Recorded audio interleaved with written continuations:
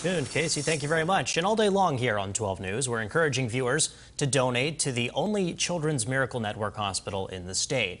Marissa Sayre is in Morgantown to tell us more about this special fundraising event. Marissa. Good afternoon, Justin. As we continue to work throughout the day to raise critical funds that'll help WVU Medicine Children's patients and families, we are joined now with longtime supporters Bob and Josh Contragaro with Panhandle Cleaning Restoration. Now, Bob, why is it so important for you guys to continue to give back to children's? Well, children are the future of our country, and we love to be part of children's events, but Children's Hospital, this is a flagship hospital for our state, and to have a children's hospital, a state-of-the-art children's hospital in the state of West Virginia that we can provide care to children all over the state, and they don't have to leave their homes to get that care, is really important to us to have this be part of West Virginia. Absolutely. And Josh, you're not only involved with children, you're involved with the community. Why is it important for you as a company to continue to give back to our hospital? Our father, Bob Sr., started this company, and it's always been a philosophy of ours is to support the communities we call home.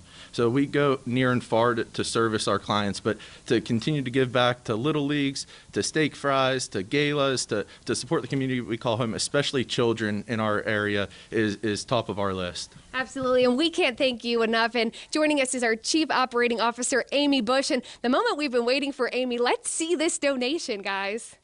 Flip that check around. Wow. Wow, $100,000. So we are so grateful. Panhandle has been our partner as a healthcare provider for a long time. Anytime we have any need, they've been a huge supporter of children's with our galas. And every time we call, they're just always there for us.